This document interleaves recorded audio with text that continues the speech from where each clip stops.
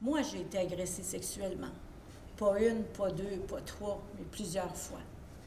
Aucune conversation, il me pogne la cuisse. Le premier salope que j'ai entendu, c'était en 6e année. Je regrette, moi, quand je me suis fait violer, j'étais pas habillée sexy.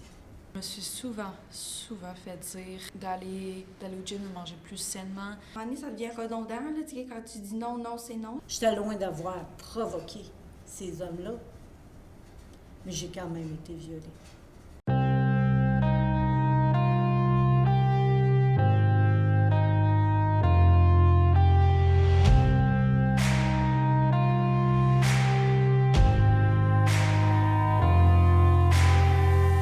Êtes-vous déjà fait refuser quelque chose parce que vous êtes une femme?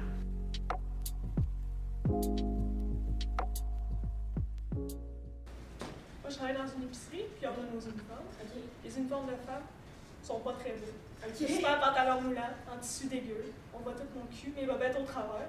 Et les messieurs, des pantalons avec des poches. Des poches! Que je peux rentrer ma main jusqu'à là, dedans. Avec une belle chemise, une belle cravate. Moi, j'ai pas le droit d'avoir ça parce que je suis une femme. Avez-vous déjà changé de trottoir ou de trajectoire parce que vous vous sentiez suivi?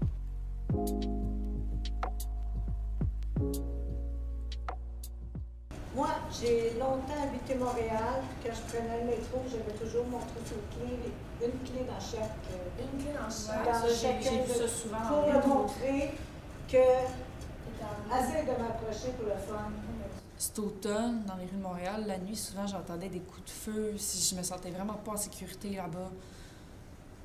Puis c'est un peu cette raison-là qui me poussait à venir habiter à Trois-Rivières à nouveau. Puis plus jamais je me sentirais à l'aise d'être à Montréal le soir. J'ai eu un autre viol collectif. C'était des compagnons d'école, secondaire 2. À l'époque, on se réunissait dans les sous-sols, on faisait des petits parties. Mais on m'a tendu un guet-apens cette soirée-là. J'étais la seule fille invitée. Êtes-vous à l'aise de demander de l'aide dans une situation de détresse psychologique?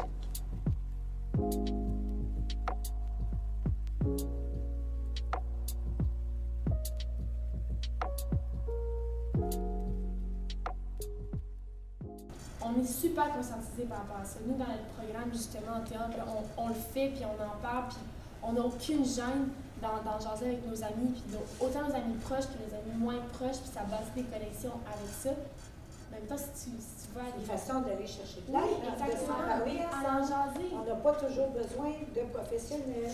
En 2022, croyez-vous qu'une inégalité est toujours présente entre les hommes et les femmes?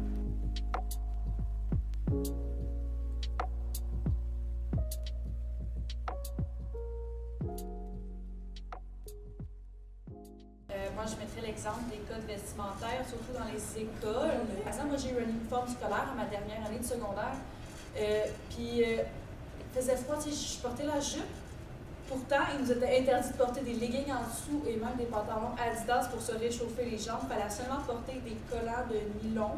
Il fallait pas que ça soit blanc, là. Il fallait pas que ça soit noir, il fallait que ça soit plat. Mais il y a quand même un principe ici que les gens essaient de faire un premier pas. Tu sais, je pense à ce que tu viens de me dire.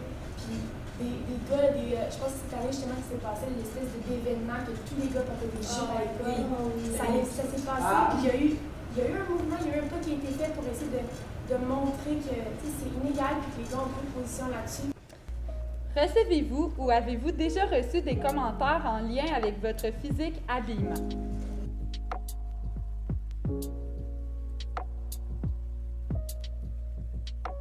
Est-ce que vous accordez la même importance aux commentaires négatifs qu'aux commentaires positifs? Moi, oui, parce que les commentaires positifs, ça fait du bien. Ça fait du bien à l'âme. Puis les commentaires négatifs, oui, j'en prends compte aussi. Ça dépend de qui ils viennent. Moi, je me trouve super belle. Je me trouve belle naturelle, en jogging. Je me trouve belle tout nue. Je me trouve belle tout court. Je sais ce que je vaux physiquement et mentalement. Ben, dans le fond, je travaillais dans une crèmerie. Puis une année, ben, je faisais les cornets. Puis là, il y avait vraiment pas beaucoup de monde là, cette journée-là. Puis là, je fais le cornet, puis je le donne au monsieur. Puis il m'a juste dit, en tout cas, la crème glacée, elle n'a pas des aussi belles formes que celle qui me l'a fait.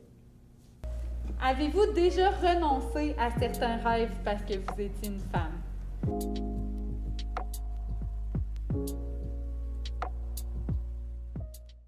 Moi, j'en ai plein des rêves dans ma vie. J'en ai plein. Puis j'arrêterai jamais de rêver parce que j'ai des gens qui me supportent. J'ai mes collègues de travail qui me supportent. Puis s'il y a quelqu'un qui ne veut pas que je fasse ce rêve-là, ben, premièrement, c'est pas ton rêve à toi. Fait que t'as pas un mot à dire là-dessus. Puis dans le cas des cas, si t'es pas content de mon rêve, ben change d'amis, change de personne parce que j'arrêterai pas de rêver. Trouvez-vous que les femmes sont assez solidaires entre elles?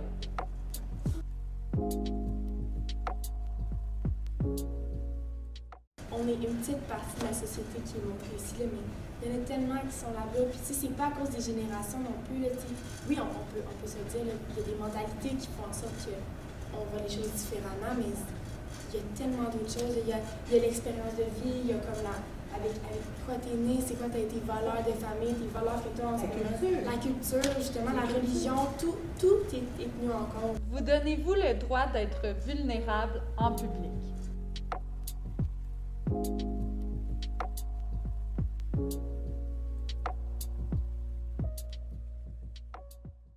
Je suis une personne qui a plein d'énergie, qui est pimpante, puis qui va toujours vouloir en apprendre plus sur vous, mais dans le fin fond, je fais juste faire ça parce que c'est un mécanisme de défense pour pas que vous appreniez à me connaître moi sur mes côtés plus vulnérables. Parce que je sais qu'à un certain point, il y a beaucoup de choses que j'ai à travailler, puis que c'est difficile, mais je veux pas vous en parler, puis je veux pas le démontrer parce que je veux pas avoir l'air vulnérable, puis je veux pas vous déranger.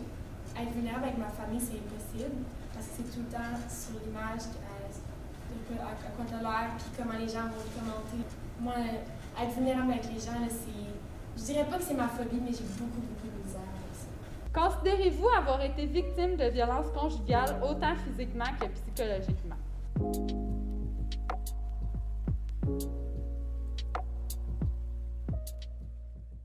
Les amoureux, beaucoup plus tôt, qui me menaçaient de se suicider si je les laissais, parce qu'il était trop. Mais il y en a un qui a fini par se suicider parce que je l'ai laissé. C'était pas physique, mais il m'aimait trop. Il m'aimait mal, il m'étouffait. C'est même pas quand moi, je suis de mauvaise avis, comme on dit, moi j'aime bien ça ghoster les gens, ils vont m'écrire, je leur répondrai pas, mais je lis tout le temps les messages, je peux pas s'inquiéter, c'est ça que j'essaie de faire comprendre. Et puis qu'il y a tout le temps des colères, parce que je n'y répondais pas, ils voulaient absolument que j'y réponde tout le temps. On écoutait de la musique ensemble, j'avais comme notre chanter, je ne sais pas pourquoi.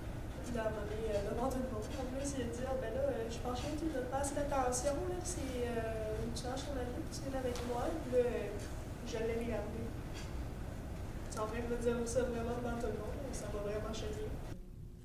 À un moment donné, il y a eu un gars de secondaire 3-4 dans ces années-là qui a commencé à me pousser dans les casiers ou dans les corridors et tout. Et à un moment donné, j'ai décidé de prendre mon courage à deux mains puis je lui ai dit « Pourquoi tu me pousses? Genre, est-ce que je t'ai fait quelque chose? Est-ce que j'ai fait quelque chose de mal? » Et il me regarde droit dans les yeux et il me dit « Ben, c'est un peu normal que je te pousse. T'es comme un punching bag, fait que t'es dû pour être poussé, t'es dû pour être garoché. » Êtes-vous fière d'être une femme?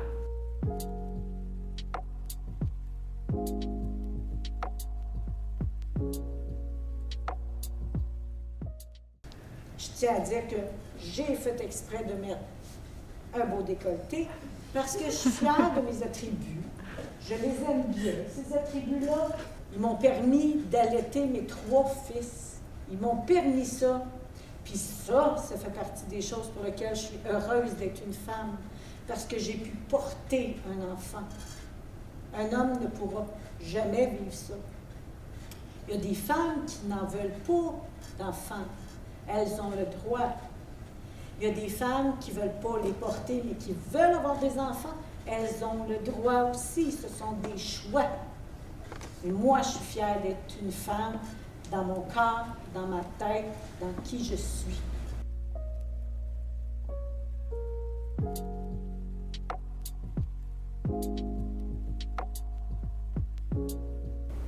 Fait que, aimons-nous nous-mêmes. Il ne faut pas s'ennuyer en sa propre compagnie. Puis tout va aller bien.